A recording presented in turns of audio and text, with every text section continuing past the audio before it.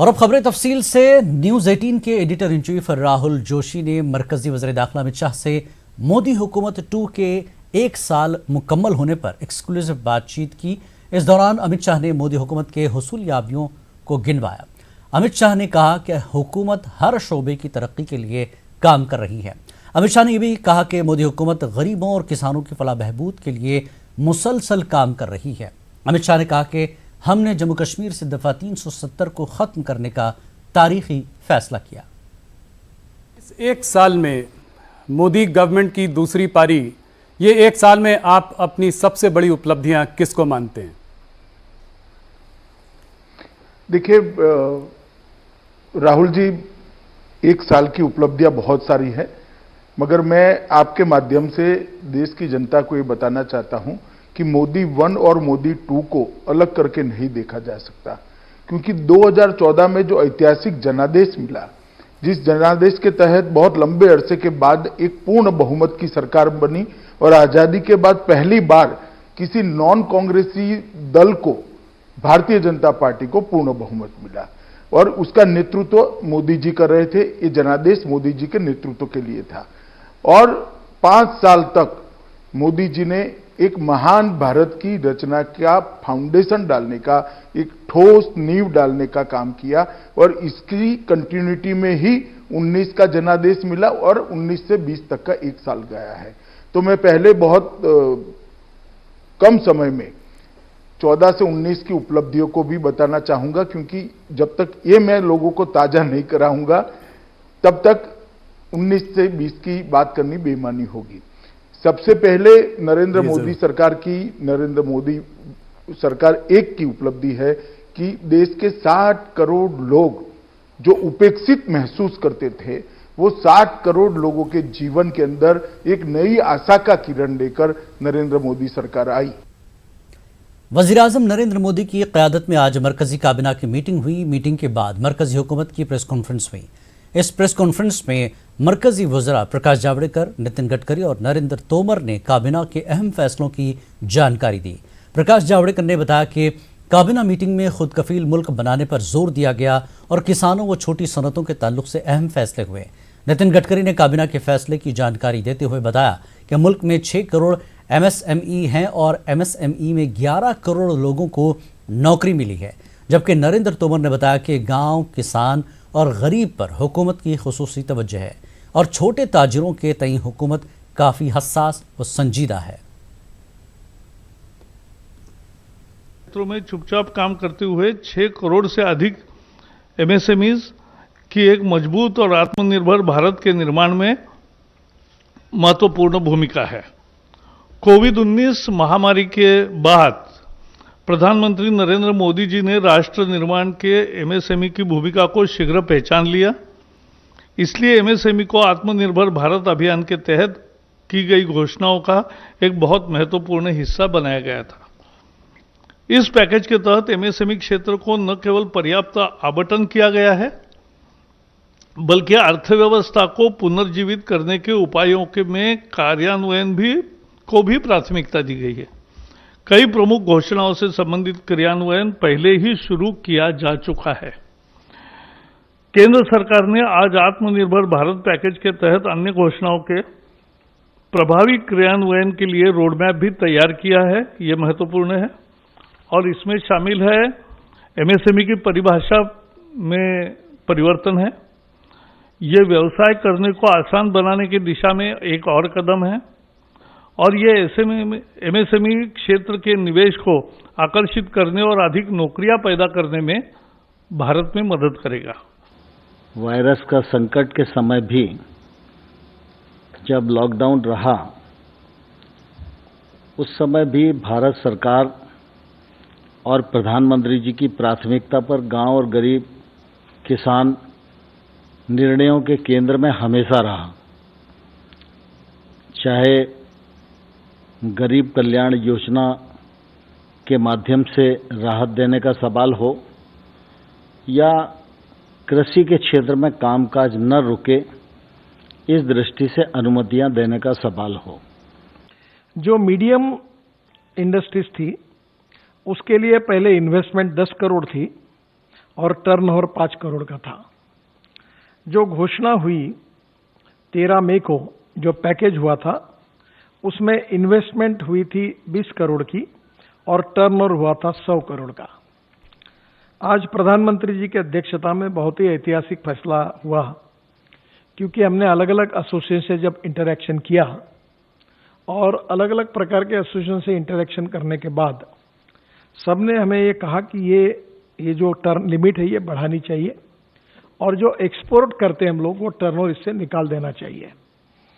तो आज हमने उनकी बात भारत सरकार ने स्वीकार की और प्रधानमंत्री जी की अध्यक्षता में ये मीटिंग में निर्णय हुआ कि अब जो प्लांट एंड मशीनरी में इन्वेस्टमेंट होगी, इक्विपमेंट में, वो इन्वेस्टमेंट 50 करोड़ तक रहेगी। जो 20 करोड़ की घोषणा थी वो 50 करोड़ हो गई और जो टर्नओवर था, जो 100 करोड़ हुआ था, वो 250 करोड़ रुपए हो गया। तो इसके कारण एमएसएमई को काफी बड़ी राहत मिल जाएगी। ये बहुत बड़े प्रमाण पर इसका फायदा हमारे इंडस्ट्री को होगा। रांची के कसीर मुस्लिम आबादी वाले इलाके हिंदपीढ़ी को पूरे तौर पर कंटेनमेंट जोन से आज़ाद कर दिया गया है। इस इलाके में गुज़श्ता 28 दिनों से कोरोना का एक भी मामला सामने नहीं आया, जिसके बाद इंतजामिया ने इस इलाके को कंटेनमेंट जोन से आज़ाद करते हुए इस इलाके की तमाम शहरों को खोल दिया है। वाज़ेह के इस इलाके में कोरोना मुस्बत का पहला मामला 31 मार्च को आया था। उसके बाद मजीद कई मामले सामने आए और इसके बाद इस इलाके को मुकम्मल तौर पर सील कर दिया गया था। तकरीबन 2 माह तक मुसलसल बंद में रहे लोगों ने इंतजामिया के इस फैसले पर खुशी का इजहार किया। पैक से घर में रह करके और ऊपर से बैरिकेडिंग किया गया था, तो एक दिल में था कि हम लोग बंद हैं, मगर जब खुलने की बात हुई तो लगा कि अब राहत भरा है और हम लोग पैक मैंने एक पैक जो होता है, जो लगता है कि हम लोग किसी बंधन में बंधे हैं, तो उस चीज़ से आज निजात पाए हैं और सोशल डिस्टेंसिंग का पालन करते हुए आगे भी इसको हम लोग लागू करेंगे, मानेंगे। इस वक्त तेलंगाना से एक बड़ी खबर आ रही है। तेलंगाना में कोरोना के 94 नए मामले सामने आए हैं। हैदराबाद में 79 अफराद पाए गए पॉजिटिव। गुज़श्ता 24 घंटों में 6 अफराद की मौत। बड़ी खबर तेलंगाना से, 24 घंटे में तेलंगाना में कोरोना के 94 नए मामले, हैदराबाद में 79 अफराद पाए गए पॉजिटिव और गुज़श्ता 24 घंटों में 6 अफराद की मौत हुई है। ये तेलंगाना से अपडेट खबर इस वक्त की। तेलंगाना में कोरोना के 94 नए मामले सामने आए। हैदराबाद में 79 अफराद पॉजिटिव पाए गए। गुज़श्ता 24 घंटों में 6 अफराद की मौत हुई है।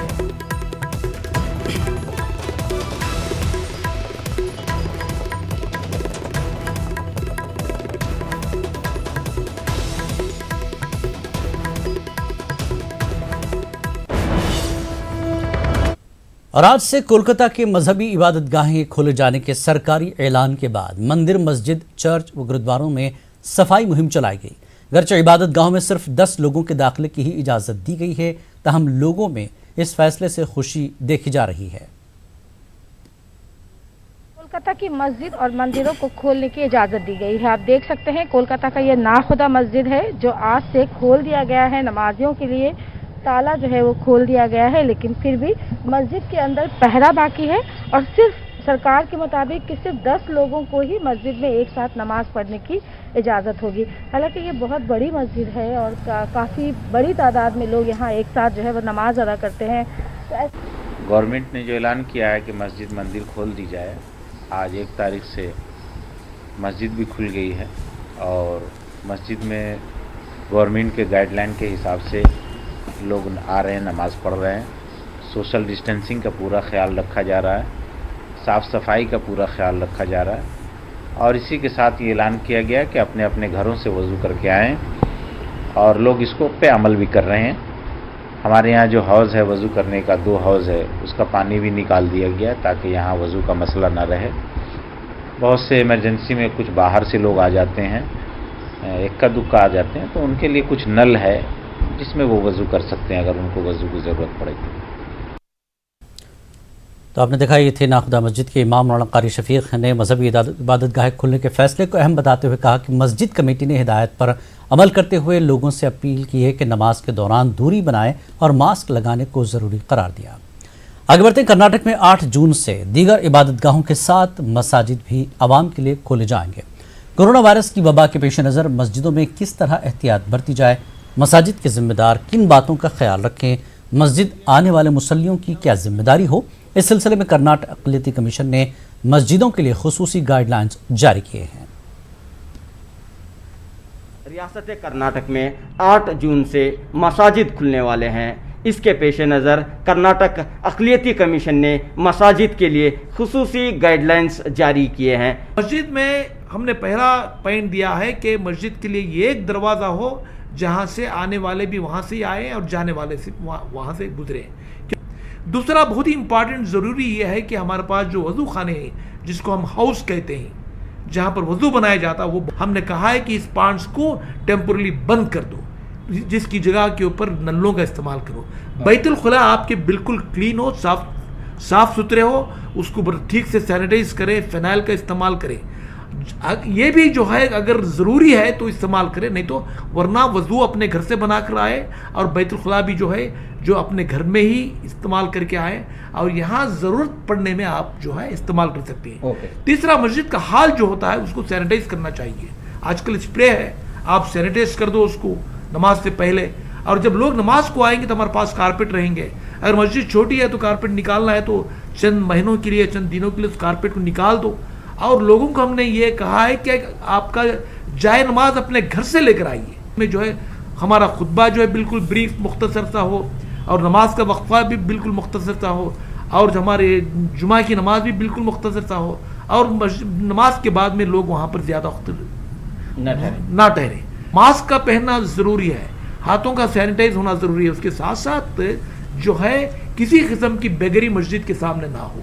कमीशन की जानिब से मसाजिद के लिए खुसूसी गाइडलाइंस जारी किए हैं और अवाम से अपील की है कि वो समाजी फासले का ख्याल रखते हुए मास्क और दीगर एहतियाती तदाबीर इख्तियार करते हुए मस्जिदों में इबादतें अंजाम दें। कैमरामैन महेश के साथ रऊफ़ अहमद, न्यूज़ 18 उर्दू, बेंगलुरु। तकरीबन 2 महीने 10 दिनों के बाद यूपी में महदूद पैमाने पर पब्लिक ट्रांसपोर्ट की शुरुआत आज से कर दी गई है। कोरोना वायरस के फैलते खतरात और तवील लॉकडाउन के चलते रियासत में रोडवेज की बसों की सर्विस को मुअत्तल कर दिया गया था। रियासती हुकूमत ने हिफाजती इंतजामात और समाजी फासले के उसूल को कायम रखते हुए सरकारी बसों को चलाने का फैसला किया।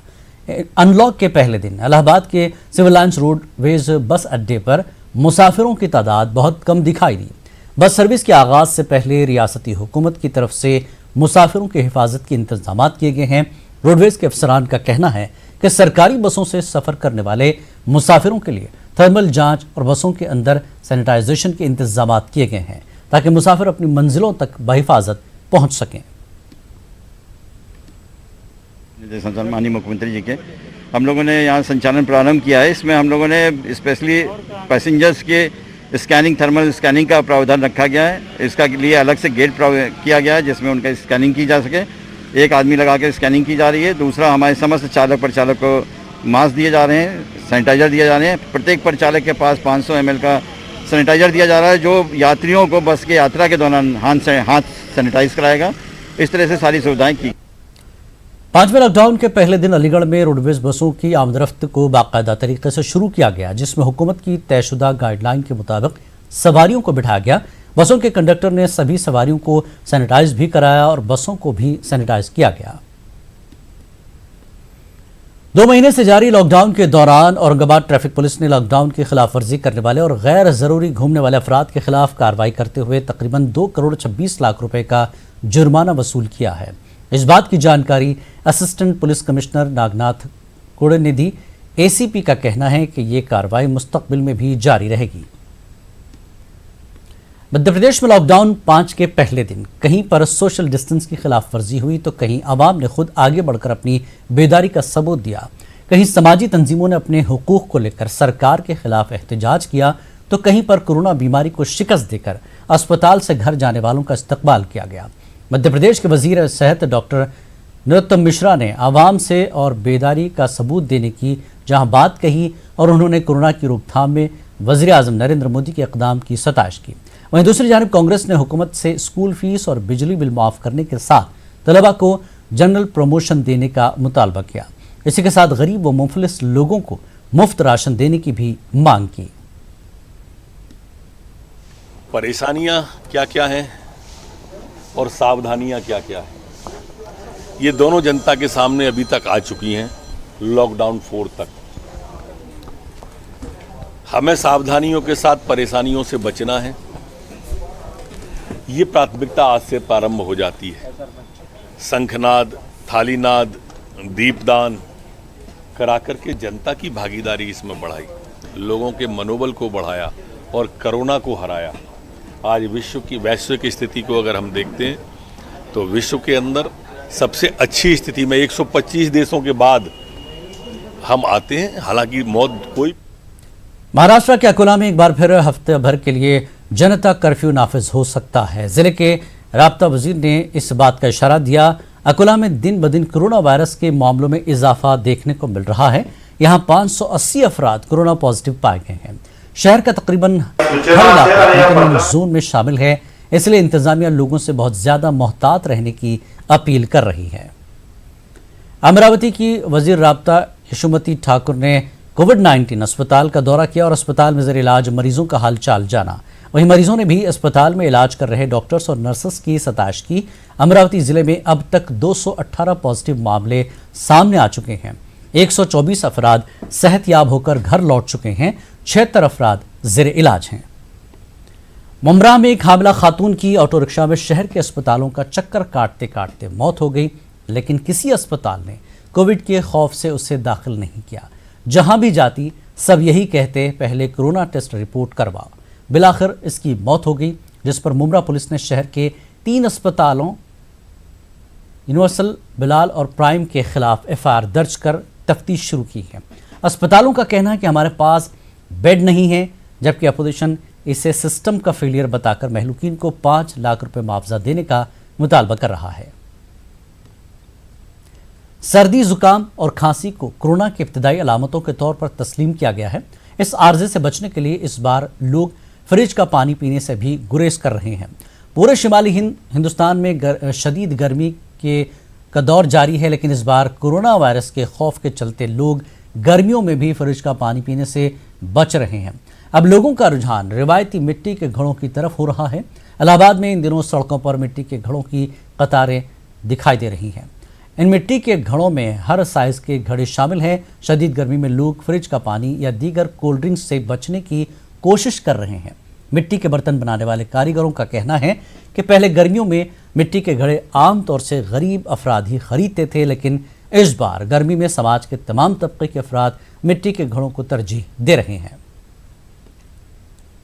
अजमेर में ख्वाजा गरीब नवाज रहमतुल्लाह अलैह की दरगाह में मुल्क से कोरोना के खात्मे के लिए 21,000 चराग रोशन कर खुसूसी दुआ का एहतमाम किया गया। दरगाह के खादिम यासर गुरदैजी ने बताया कि कोरोना वायरस से मुल्क भर में लोग काफ़ी परेशान हैं और जल्द अज जल्द कोरोना वबा से निजात पाना चाहते हैं। इसी के पेश नज़र दरगाह में 21,000 चराग रोशन करके जल्द ही खुशहाली की उम्मीद से दुआ की गई।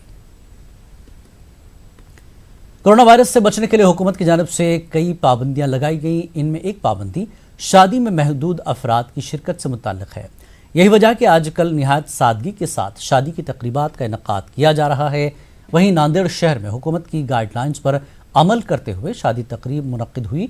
शादी में मौजूद मौलाना अब्दुल अजीम रिजवी ने लॉकडाउन की पाबंदियां खत्म होने के बाद भी इसी तरह से सादगी के साथ शादियों को आम करने की ज़रूरत पर जोर दिया। रायचूर के रिम्स अस्पताल में RT-PCR लेबोरेटरी का आगाज किया गया। रायचूर जिला deputy commissioner R Venkatesh Kumar ने लैब का आगाज किया। आर वेंकटेश कुमार ने इस मौके पर मीडिया से बात करते हुए कहा कि 1 करोड़ रुपए की लागत से RT-PCR लैब का क़याम अमल में लाया गया है और लैब में कुल 200 आलात लगाए गए हैं।